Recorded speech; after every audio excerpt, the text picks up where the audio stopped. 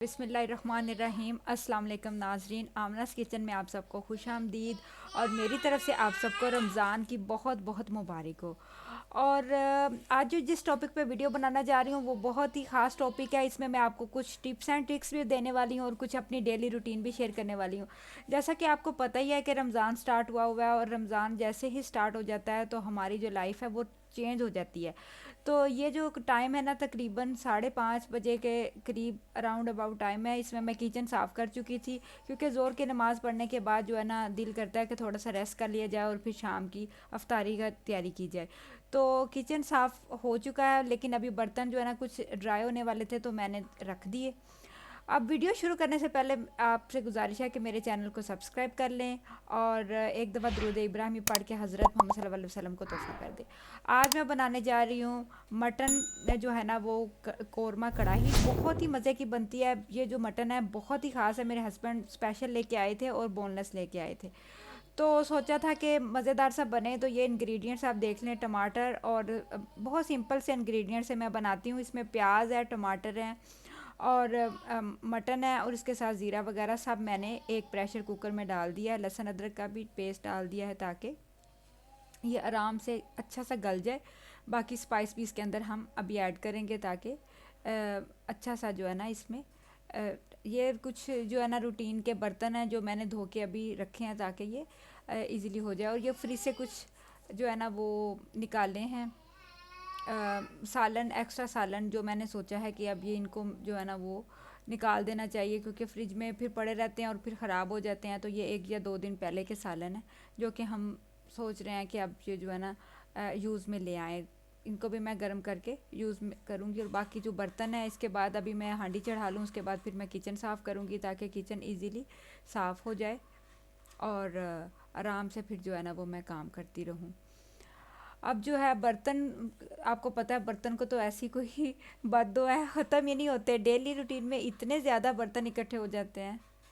हालांकि हेल्पर भी आती है जो कि बर्तन वॉश करके जाती है, लेकिन फिर भी मैं डेली इतने ज़्यादा बर्तन धोती रहती हूँ। जब मैं किचन में जाती हूँ कोई छोटा मोटा ग्लास, कोई प्लेट मुझे नज़र आती है क्योंकि हमें दूसरों की हेल्प करके सुकून मिलता है। इंसान को ये नहीं सोचना चाहिए कि हेल्पर आ रही है और हम उससे काम लेते जाएं। आजकल आपको पता है मौसम भी बहुत ज़्यादा ख़राब है, बारिशों का मौसम है जिसकी वजह से जो है ना वो इतना कभी छुट्टी भी ज़्यादा कर लेती हैं। अब मैंने हांडी को चढ़ा दिया और आप देखें कि मैंने इसके अंदर तकरीबन हाफ़ के जी के करीब जो है ना मीट था। तो उसके अंदर मैंने 1 कप के जितना पानी ऐड किया ताकि जो है ना वो अच्छा सा गल जाए।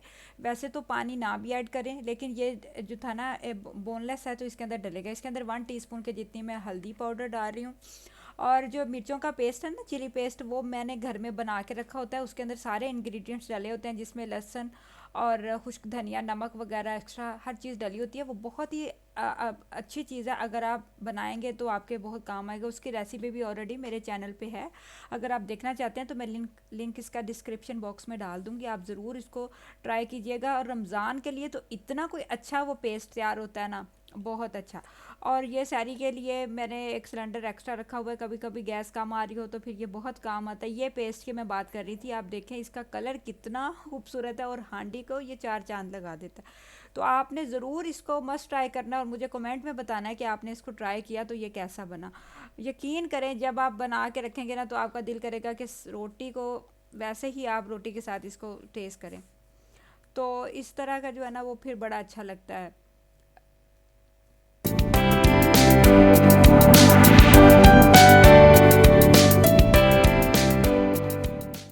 अच्छा, जितनी देर हमारा जो है ना वो गोश्त गलता है मैं आपको थोड़े से टिप्स बताती चलूँ। देखिए बातें तो हमारी चलती रहेंगी लेकिन चंद टिप्स ऐसी हैं जो कि आपके बहुत काम की हैं।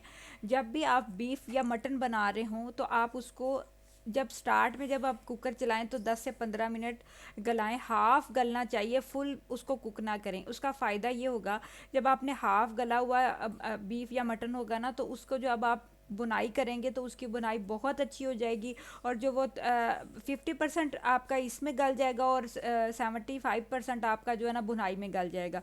जब आप उसको फुल कुक कर लेंगे ना तो उसकी बुनाई अच्छी नहीं होगी, उसके अंदर एक स्पेसिफिक सी स्मेल आती है जो कि अच्छी नहीं लगती और स्पाइस भी जो है ना वो अपना टेस्ट नहीं देते। ये जो रवायती पाकिस्तानी ट्रेडिशनल फूड्स होते हैं ना, इनको जितना ही हम मतलब बुनाई में इसका अब करेंगे, जितना हम इसमें स्पाइस ऐड करेंगे, गरम मसाला लाइक इस तरह के, तो उस उतने ही इसका टेस्ट डिवेलप होता है। और अब देखें, अब मैंने जो है ना हांडी का जो है ना वो प्रेशर खोला है, अभी भी इसके अंदर पानी है, और पानी इतना होना चाहिए, बिल्कुल ही पानी ड्राई नहीं होना चाहिए, क्योंकि फिर हांडी नीचे लगना शुरू हो जाती है। तो कभी भी जब आप बीफ या मटन बना रहे हो या कोई भी हांडी बना रहे हो, तो कभी भी ऊपर से हटना नहीं चाहिए, हमेशा हांडी जो है ना वो ऊपर खड़े होकर बनाना चाहिए। आपके ज़्यादा से ज़्यादा 10 से 15 मिनट लग जाएंगे। दूसरी तरफ मैंने दूध को बॉयल करने के लिए रखा हुआ है, और वो भी मैं ऊपर खड़े होकर बॉयल करती हूँ। बॉयल करने के बाद जब 3 बॉयल आ जाते हैं तो मैं हल्की आंच कर देती हूँ, ताकि उसके ऊपर अच्छी सी बलाई आ जाए। और फिर बलाई से हम देसी घी बनाते हैं, जो कि हमारी सेहत के लिए भी बहुत अच्छा है। तो चिकन से ज़्यादा हेल्दी ये वाले बीफ मटन है, आप थोड़ा बना लें लेकिन अच्छा हेल्दी खाएं। बच्चों को तो बहुत ये सेहत के लिहाज से अच्छा है। तो इसकी बुनाई जो है ना, ये आपके सामने ही हो रही है, आप देख सकते हैं कि मैं कितनी अच्छी बुनाई कर रही हूँ। इतनी अच्छी हम बुनाई करेंगे कि ये पानी बिल्कुल ड्राई हो जाएगा, और इसके अंदर आप ऑयल डालें या कुछ भी। अब तो वैसे ज़्यादातर लोग ऑयल को ना वो प्रेफर नहीं करते, जो है ना ज़्यादा देसी घी पसंद करते हैं। ये मेरा कुछ बाहर का सीन है, बहुत ज़्यादा बारिश हुई है, और बारिश के बाद ये जो चादर है ना बहुत गंदी हो गई थी, इनको भी वॉश किया। एक वीडियो और भी मैं बनाना चाह रही हूँ तंदूर वाली, लेकिन वो मेरी बन ही नहीं पा रही। और मेरा बेटा जब मैं खाना बना रही होती हूँ तो वो बेचारा इतना रो रहा होता है, उसको मैं झूले में डालती हूँ, और झूला दे के फिर मैं भाग के फिर हांडी के पास चली जाती हूँ कि जल्दी से ना जो है ना वो कंप्लीट हो जाए काम। बच्चों के साथ तो फिर ऐसे ही होता है, हमारी अम्मियों ने भी ऐसे ही ज़िंदगी गुजारी होगी। अब अंदाज़ा होता है जब हम खुद काम कर रहे हैं। और फिर दोबारा मैं हांडी के पास आ गई हूँ। और ये मेरा ना सास वाला किचन है, मेरा जो न्यू किचन है ना उसको मैं बहुत नीट एंड क्लीन रखती हूँ। अभी चंद दिन बाद मैंने ईद की सफाइयाँ स्टार्ट कर देनी है, और वो भी वीडियो इंशाल्लाह मैं आपके साथ शेयर करूँगी कि मैं सबसे पहले ईद की सफाइयाँ किस तरह से स्टार्ट करती हूँ, क्या क्या काम पहले करती हूँ। और किचन तो सबसे फर्स्ट में आता है ना, कि क्योंकि किचन अगर आपका गंदा है ना, तो फिर आपका सब कुछ घर का कोई हिसाब किताब नहीं है। तो आप ये देखें कि हांडी जो है ना बुनाई हो रही है, जितना लोगों को, मुझे ये समझ नहीं आती कि लोगों की हांडी बिल्कुल बुनाई नहीं होती, जिसका टेस्ट इतना अजीब होता है। फिर लोग रेसिपीज़ ले रहे होते हैं कि आपने जो है ना वो किस तरह हांडी बनाई। तो यार, जब आप अच्छी बुनाई नहीं करेंगे, जब आप अच्छे इंग्रेडिएंट्स, अच्छा एक मैं आपको छोटी सी टिप बताती चलूँ। कुछ लोग हैं ना, वो क्या करते हैं कि टिप्स मतलब पूछते रहते हैं कैसे बनाए कैसे बनाए, और इधर उधर के बाज़ारी मसाले ऐड करते हैं ताकि कुछ टेस्ट आ जाए। बिल्कुल बाज़ारी मसाले से आपकी हांडी का टेस्ट नहीं आता। वो तो ऐसे होता है जैसे आपने अपने हाथों से हांडी में मिट्टी डाल दी। आपका तरीक़ाकार ऐसा होना चाहिए, आप जिस तरीके से बना रहे हैं, आप तवज्जो दे रहे हैं, आप उसमें आलतू फालतू चीज़ें नहीं डाल रहे।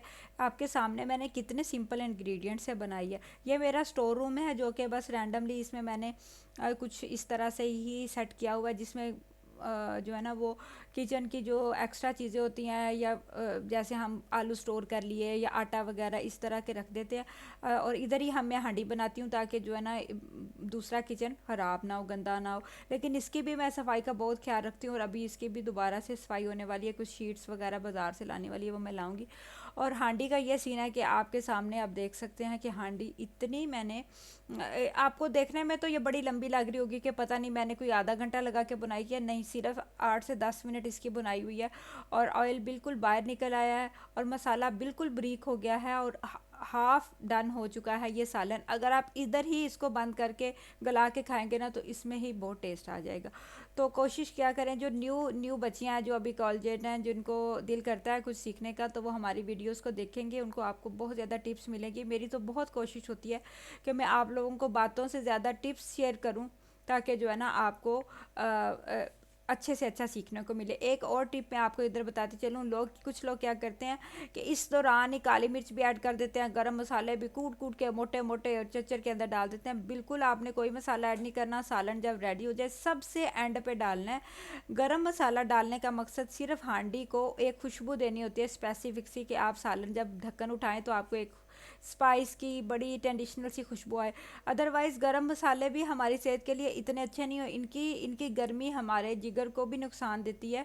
तो कोशिश क्या करें कि बस कम डालें। अब मैंने जो है ना इसको बुनाई डन करने के बाद इसमें 1 लीटर 1 गिलास तकरीबन कर लें पानी डाल दिया है, ताकि ये अच्छा सा मज़ीद गल जाए। अब हम प्रेशर को लगा देंगे, और प्रेशर लगाने के बाद आराम से इसको गलाएंगे जब बोटी बिल्कुल नरम हो बिल्कुल।